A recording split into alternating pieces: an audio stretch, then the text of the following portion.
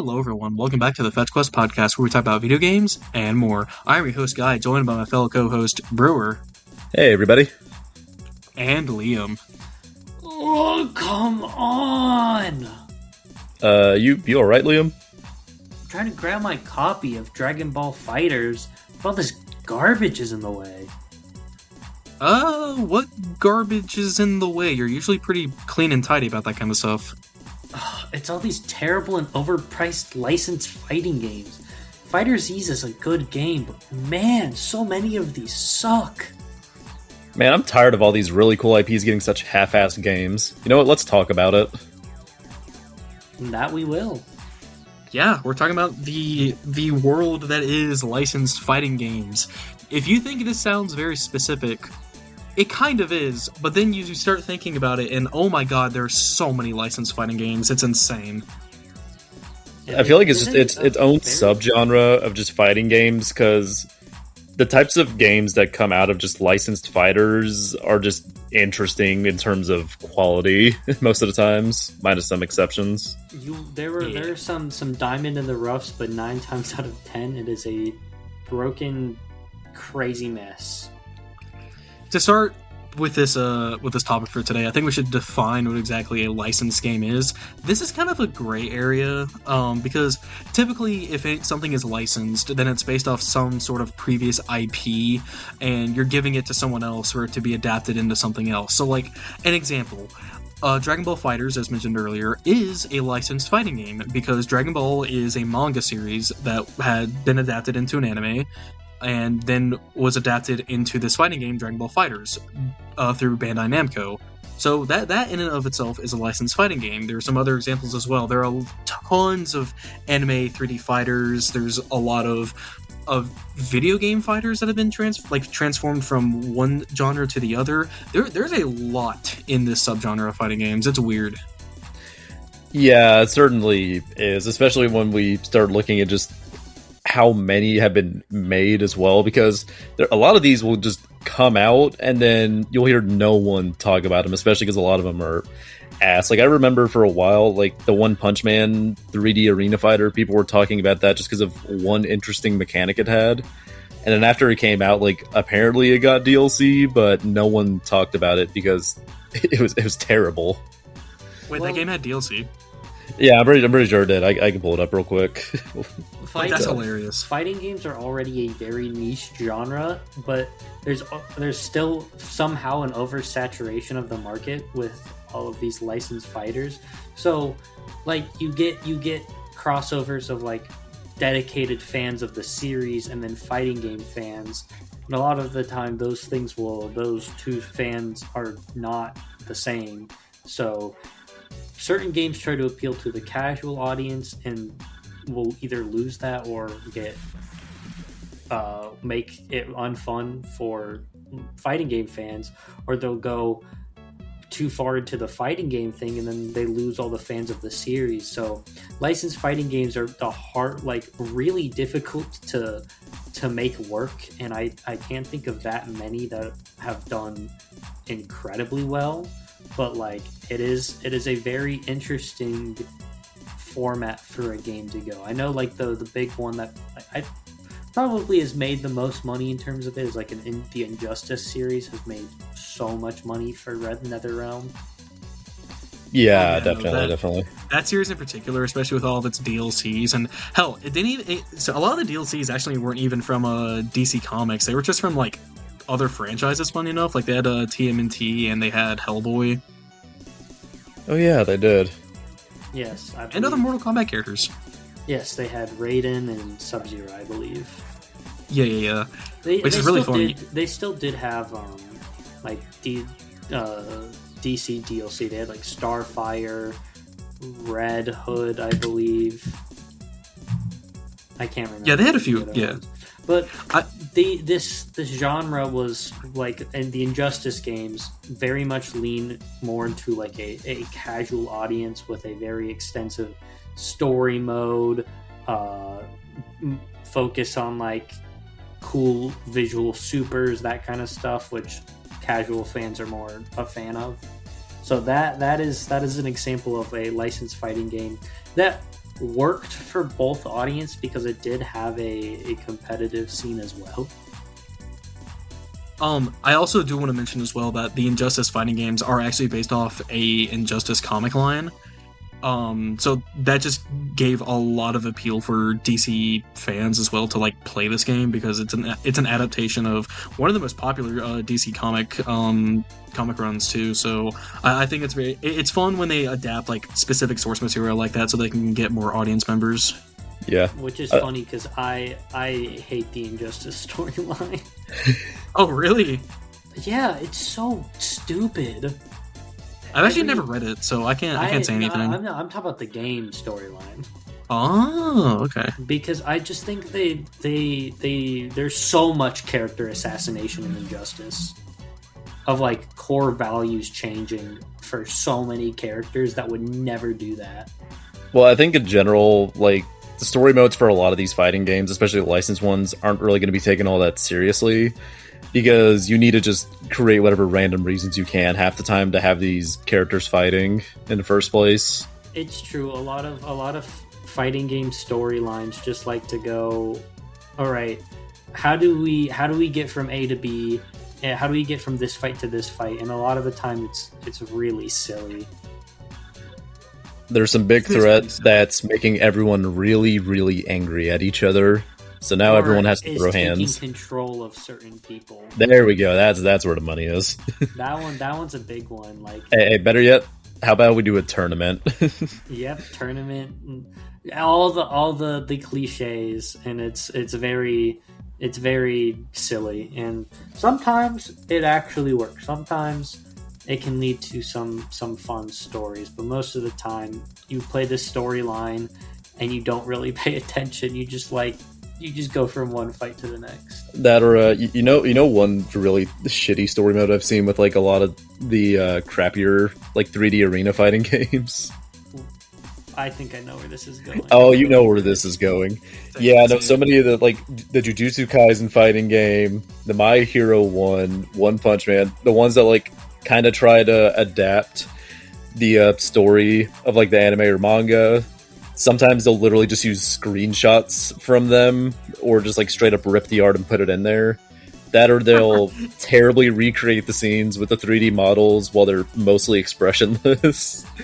I actually thought you were going to do something. I thought you were going to talk about something else. Because speaking of anime platform fighters, I thought you were going to talk about the amazing storyline that is Jump Force.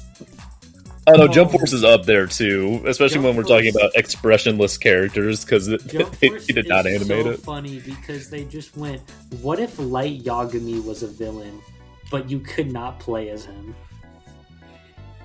He just like manipulates characters into fighting each other, and then you fight all these characters from different franchises as your own OC, by the way.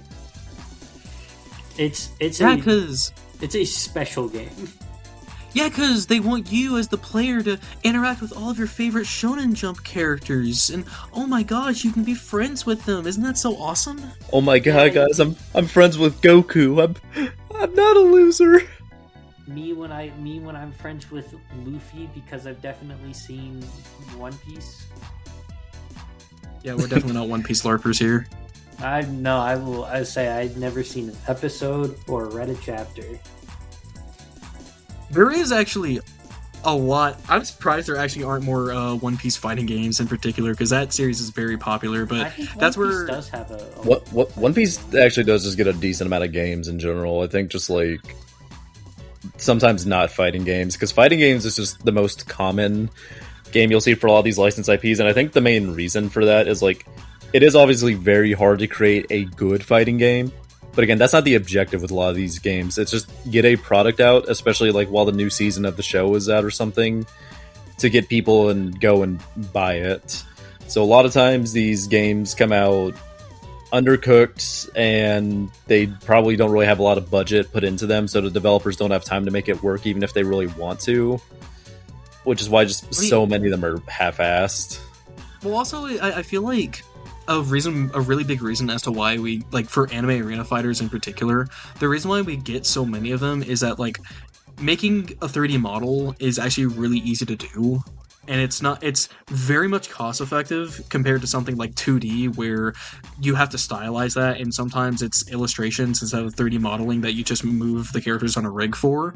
That, and then I feel like making 3D environments also doesn't have to a lot of effort, because you can just use like stock models from like whatever engine you're using for to create the arena and whatnot. It doesn't seem that hard. I'll be real. Yeah, Like, well, I've never I made think a video game before. So I it's think not gonna, I think beyond just the like arena fighters, I think there's even a lot of like those 2D fighters as well. Like, I don't get me wrong, the arena fighters have been more common, especially when we're looking at like anime. But like we have had some in like the 2D realm. Like last year with like Hunter x Hunter and then Impact, which like I still think that one of the biggest reasons as well is it's not like you're exploring a huge world. A lot of times they make a couple set stages. They have a set amount of assets they have to make for the game, and that also can keep the production a bit lower compared to like if you actually try to fully explore the storyline or like the world of any of these IPs you're adapting, you know? Yeah, and a lot of the time these IPs they're adapting, I'm putting that in air quotes. It's just hey, look, this character that you like, they're you like them, right? So that means you're gonna buy the game, and it's gonna be really good and fun, and you're gonna enjoy yourself. And then the game. Well, also, I feel like a big thing as well is that like you get to play as these characters who, you know, might have cool scenes or whatnot, but being able to replicate those scenes like whenever you want in a video game is also appealing. Like I remember before we were talking before recording this episode how Naruto Ninja Storm was cool for you because hey, it's Aura, which, like, you know, fair enough. Okay, yeah, no, it also like a lot of everything has a favorite, like even like really unpopular characters or stuff. It's gonna be someone's favorite character. But like, so if you can put it in a fighting game, you're gonna get this person to go, "Whoa, I can play as my favorite character from Hunter x Hunter, big guy number 7 from that one arc," and then you'll get fans of that one character, and then you can just do that over and over again. And like in Naruto Storm 4, my favorite character is Minato, which he's in like very little of the actual show, but in the game you can play him constantly because because there's so many characters in that game. I'm actually gonna search up while you guys talk how many. shout out to Ginyu member number 5, the short little green fucker. I can play as him in Dragon Ball Sparking Zero. Exactly. You know, I don't even know if he's in the game, but he probably is because that game had so many different characters. 120 plus characters in Storm 4. Holy shit! That's pretty crazy. You could play as any character you could think of from that show. You could probably play as. It was insane. And like a lot of it was just the same character. This is also a big problem with licensed fighting games. So many of them will just pick the same character, but from different points in like this is more a problem with like anime fighting clones. They'll pick the same character, but just in different points in the story. And so a lot of their moveset will be the same, but they'll change like a little bit, and they make it a brand new character by doing that. Well, yeah, because they should get a shit ton of money, because they don't have to, like, especially for the 3D ones, they don't have to, like, change much about the moveset, and they still get a fuck ton of money from it. Look at Xenoverse 2. That game is still getting DLC today, even though they are just releasing, like, very similar characters over and over again from just different eras of Dragon Ball. I was going to say, how old is that game now? It's like DBFZ 11? has I don't know exactly how many, but I think a good quarter of its roster is just different versions of Goku. That's crazy. Yeah, that sounds about right. I'm pretty like I don't know how many Goku. I'm searching it up right now. How many Gokus in Fighters? That's really funny, like, considering 12. Oh my god! And there are like what 40 characters in that game? Yes. There's insane. There's Goku Base, Goku Super Saiyan, Goku Super Saiyan Blue, GT Goku, UI Goku, Goku Black, and then you have all the fusions. You have Vegito, Gogeta, both Gogetas, and now you have Goku SS4 Goku, and then technically there's more Goku. So I'd say like playable Gokus, where it's mostly Goku, you have 9 or 10. 10 God, Gokus. that's crazy. So many Gokus. Oh my lord. Yeah, so a lot of these licensed fighting games like to reuse characters because it's really easy to. You can just have the same character over and over at different points of the arc and have like their core moveset be the same but change a couple of their special moves, and people will go, whoa, I get the reference. You know, it's kind of like that Mario movie effect to where it's like, you know, we don't got a lot of good writing here, but look, reference. You understand this thing. Mario jump on the Goomba, look at that. Look, this fucker hasn't showed up in a Mario game in happy. 30 years, but he's in the movie. Look at him.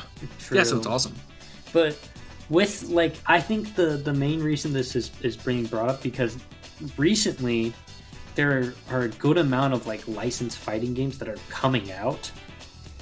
Some of them look really good, I won't lie. I'm actually a big fan of one of them at least. Like, I think one of them is going to be a very good game. But, Which is the Avatar The Last Airbender fighting game. That game that looks actually looks really fun. amazing. And I think one of the main reasons it looks so good is because the game is handcrafted. They made all of the animation, like, they hand drew it. It's insane. Like, this seems like a passion project to me, and that's why it seems so good.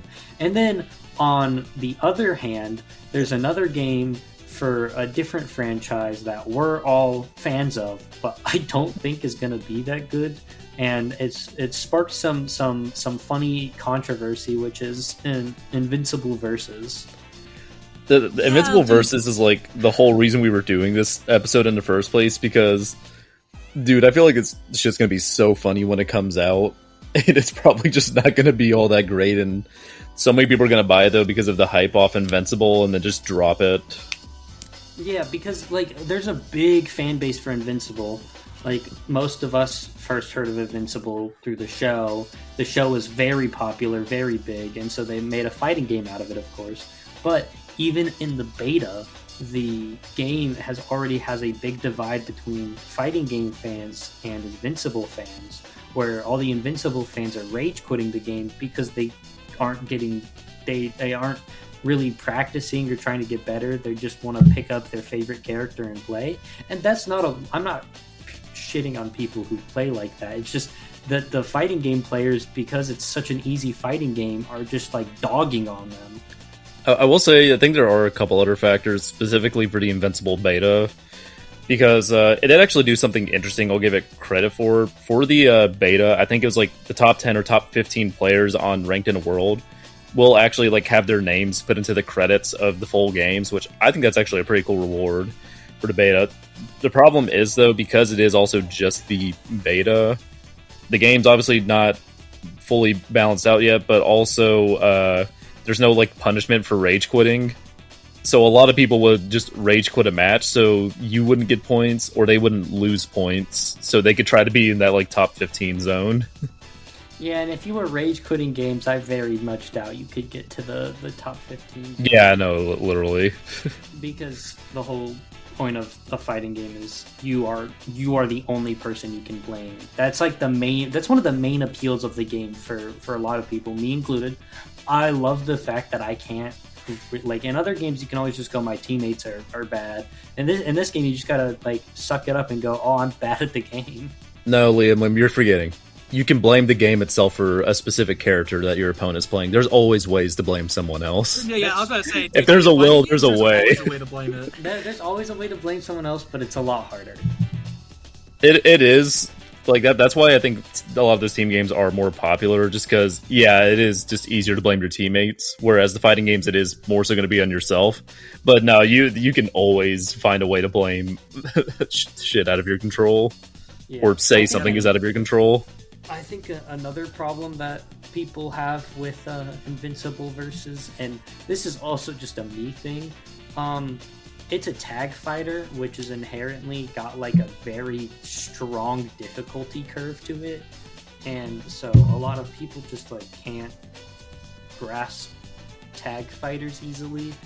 and so that's also an issue. And it also leads to much harder balancing in a tag fighter because the damage in tag fighters are insanely high most of the time, and of course the game came out for a day and people already figured out TODs. Okay, I will be honest on this. Invincible versus this is the beta. This could be very different for the full game. It does have a really bad issue of very easy TODs. I saw a YouTube short, actually before this recording, of someone having a comp of Invincible, Battle Beast, and Cecil, using the auto combos off a light, by the way. Lights are supposed to be like fast moves, but they don't do a lot of damage because of how fast they are. Doing the light auto combo. He did this with one hand, by the way. Just kept pressing the auto combo into a super. Once the super happened, called in the assist, continued the combo by pressing the light with Battle Beast, did the super, then called in Cecil and did a super, and it TOD'd. Like, he did that with a single hand. Like, that's a little crazy. That is pretty insane. It's such a weird thing that it's very specific to licensed fighting games, is that their balance is always like really, really difficult to make, or it's just like they don't try enough. Because like Dragon Ball FighterZ went from a game that was all about like neutral to full screen TOD Touch of Death. All the Marvel vs. Capcom games are very much like you can TOD characters very easily in that game. Yeah, like Anime Arena Fighters, they don't have TODs, but there are like so many infinites in the game that in like so many of those games, or just moves that have auto priority, or just a character that just wins the game, like One Punch Man, where Saitama, you just have to wait for Saitama to come onto the field and then you win. I will say Saitama was at least kind of interesting for that game, but yeah, no, I do get what you mean. Because the whole thing with the Saitama thing is you just pick characters who would camp, and then you would just play Saitama. No, I know how the mechanic works. I'm still saying it was at least a little interesting, or like maybe I'm kind of glad it's in there because no one was ever going to play that game seriously competitively. Yeah, but like... but before you get into your next one, I will say I did actually look up the One Punch Man DLC I talked about earlier, and yes, I did get DLC. 4 main packs, which was Siryu, Lightning Max, Watchdog Man, and Garo, which, I mean, Garo is pretty cool, I guess. But... Garo's like the only person that people are going to recognize. Yeah. I mean, Watchdog Man is there too. I mean, he is one of the top heroes, but Lightning Max? Who the fuck cares about Lightning Max? It's like Invincible versus putting in Immortal as their first DLC. Dude, who wants to pay money for the Immortal? The dude who loses like every fight, even his like most hype moments in the show, have him lose. Yeah, because someone has to fucking swoop in and win for him. And don't forget, Invincible versus original OC for the fighting game, Elemental. Very creative. That is an OC created by Robert Kirkman for the game. That was. I could tell Robert Kirkman played an Ace Attorney game right before he named that character. He had to have. I can't even fault the name choice because this is the same series that has names such as Rexplode and Adam Eve.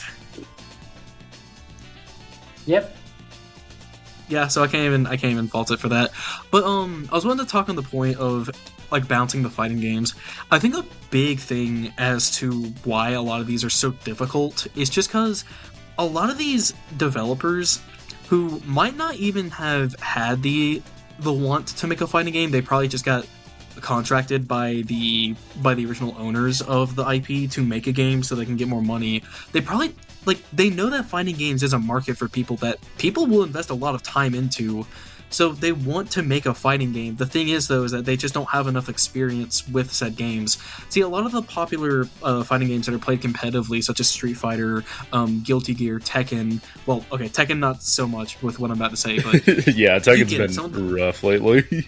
Some of the legacy like fighting game series have had like years upon years of understanding of game balance and how these games operate. So of course the games in and of themselves are going to be more competitively viable. Meanwhile, like, say something like Invincible versus, as far as I'm aware, I don't think the publisher Skydance Games has any other fighting games under their belt. Neither do the developers.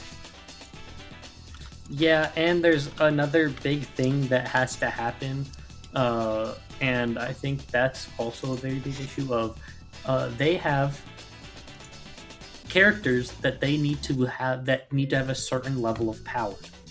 Like Jujutsu Kaisen isn't gonna make Gojo a weak character because of how he is in the show. So they're gonna make him really strong in the game, and so the balance has to go around like continuity and the balance of whatever media they're portraying. And I think that can lead to some really bad balance, because certain characters, just by proxy of being who they are, have to be the strongest character in the game as well.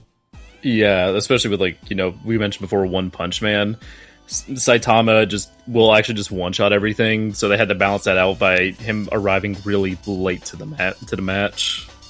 Which was creative. Which was creative, I'll give it that, but like, you can't balance around Saitama not one hit KOing people, because that's his whole entire gimmick. Yeah, no, quite literally. So like, fun. Someone it's like literally Gojo, in the name. Gojo in JJK, his whole thing is that people can't touch him. Like, they can't hurt him because there's an infinite amount of space between them.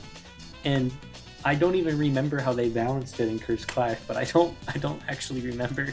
It's kind of funny you mentioned that, because sometimes, though, they still, like, shit gets fucked up, or they implement it in a way to try and make it fair, but the character just turns out to be ass. Like, I know, like, some of the JoJo's fighting games, Giorno Giovanna, like, one of his specific stand abilities that I won't really say for spoiler reasons for the show, like, to actually use it, it just doesn't really... It's not really super achievable in a match, so he's not, like, a great character, even though in the show he's, like, really good. Yeah, I don't know, it's hard to balance, like, because, okay, yes, anime characters in particular are just going to be so hard to balance, because a lot of especially, like, with popular shonen as well, a lot of the, you know, big parts of shonen anime is dudes getting stronger and stronger until they're the peak of their verse. So translating that into a balanced game is like a challenge. It's a challenge. It could be creative, like the One Punch Man, like mentioned earlier, which I still really think is funny, because it's also in character for Saitama, but it is just like, I don't know, sometimes it's just worth not to add those abilities, I'd say, just because of game balance reasons, or just like a small passive or whatnot, you know? Sometimes it is pretty funny, though. Like, also bringing up JoJo's again, main character of Steel Ball Run is crippled, and most of the part they're on horses, so, like, they do quite literally just have people riding horses in the fighting game. It's part of his moveset. It's part of his moveset. It's such an interesting balance state, because, like, you have to adapt certain characters well, and, like, sometimes there are ones that do it very well. Dragon Ball FighterZ gave both of the humans in the game weaknesses, but, like, gave them something to, like, compensate, and they're both, like, sometimes it's, like, really noticeable that they're missing, like, a core mechanic, but I think it's still done in a way that, like, makes sense, where Roshi doesn't get the ability to super dash, which is, like, one of the main mechanics in the game, which means he loses to a lot of, like, moves that other people don't, but, like, he gets compensations where he has the fastest beam in the game, I'm pretty sure. I know a really funny one, because I think more so they try to just have some character accuracy in there for, again, fans to point and be like, ooh, reference. Like, I know Sanji and like Jump Force, I'm pretty sure he just, like, actually just couldn't hit any of the female characters, like, in the show he would refuse to, so in the game he refuses to as yeah, well. You just lose to win. Yes. So if he's your last character and you're up against like a full female team, yeah, no, you just lose. You just and lose. like there's so many more creative ways you could have done it. Like it could have been a thing where instead of like directly attacking them, he just like drains their patience or something. That would have been funny. Yeah. Oh my god, that's funny. I think with that though, I think we should start getting into some of our closing points because we could rant on these for a while. Fighting game licenses are very silly. I guess I will start because I think I've probably played the most licensed games out of us three. Probably, yeah. I've played a good amount. I've played Injustice 2. I've played Dragon Ball FighterZ. I've played like some of the sillier ones like Shrek Super Slam or the Kung Fu Panda fighting game on the Wii. The games are never really balanced well because these games are very they pick a different audience than most normal fighting games like Street Fighter, Tekken, those things, where Street Fighter and Tekken understand that their audience is going to be way more competitively focused, so that they balance around that and they make very strategic decisions around that, where they don't really care if a certain character is weak at one stage in the game because like it doesn't affect their image too much. Because I think a big problem with licensed fighting game is image, like a brand image, and that's why I think so many licensed fighting games are bad. But I think you can also do it well, and that's why I'm so excited for the Avatar fighting game, because it looks well balanced. Nobody looks super broken, everybody looks super fun, and it looks like a passion project. And that's what these licensed fighting games I think really should be. It should just be passion project of people who love both fighting games and like the brand that they're, or the IP that they're using. And so I think it can be done very well. It's just hard, and yeah, I wish there was more. I wish there was more attempt at licensed games trying to do less like brand management, and I know that's impossible. Yeah. Oh, Liam, I think you bring up some great points, because I'm also like of kind of a similar vein with these licensed fighting games, because I know I haven't really played as many of them as you, but also that's because like I just know what half of them end up being. Like, even though I'm fans of some of these IPs, like I don't want to pay $60 for a lot of this. Like, what I'm going to be honest is just kind of slop, especially that isn't even like full with content for the most part. I feel like with some of these games, they're maybe all right experiences. Like, a lot of them eventually end up in a bargain bin or Steam sales, like really deeply discounted. If you're a fan of the show or something and you can find them on deep discount and then get drunk and play them with some friends for a night, I feel like you can probably have some fun with them in that way. But if you're like actually serious about fighting games and want to have a fun experience with them, I don't think most of these games are going to be for you, because minus a couple exceptions like Dragon Ball FighterZ, which does, while it has some controversial patches, it does actually get support though, and it does actually have a large enough player base and enough tournaments to make it to where you actually want to compete with each other in the game. So, there's a couple I may be looking forward to. Like the Avatar one does look decent, especially for the reason of it's actually like going to be $30. So you're not like blowing $60 on a game that's going to be discounted to $30 after a couple weeks. But man, these games are so rough most of the times.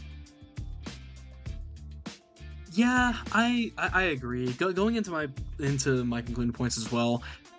Licensed fighting games in particular, for the most part, are kind of they're kind of slop. I'll be real. It's just like you play it for a day and then like you never come back to it ever again. Like, don't get me wrong, there can be some fun with these games. Like, they're not immune to enjoyment. However, sometimes I really don't want to pay $60 for these kind of games. Like, dude, as of recording, Hunter x Hunter Net Impact is still $60. Which is insane to me. That is pretty insane, especially considering how that's the most unbalanced game out of like I think all the ones we talked about today for the most part. there are less than 10 people who play that game on Steam every single day. Like, what the fuck, man? Oh my god. But yeah, no, I would say, like, for a licensed fighting game, be picky.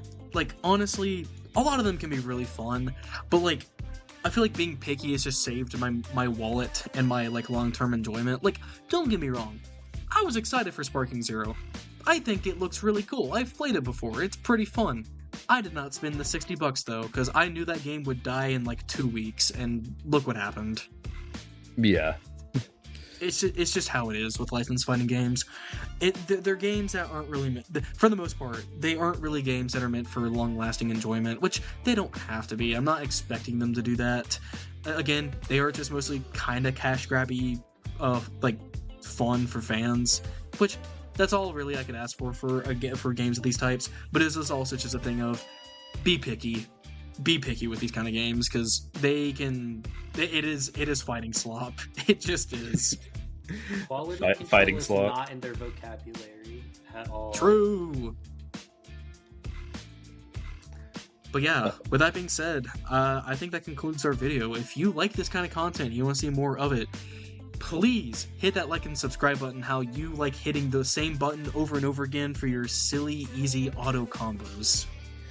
Yes, and maybe comment as well if you've actually enjoyed a couple of these games, that or you feel like you've gotten burnt by paying $60 for some of the crummier ones we talked about today. But yeah, with that being said, we've been FetchQuest, and this has been our episode on licensed fighting games. Thank you guys so much. See ya! Bye everybody.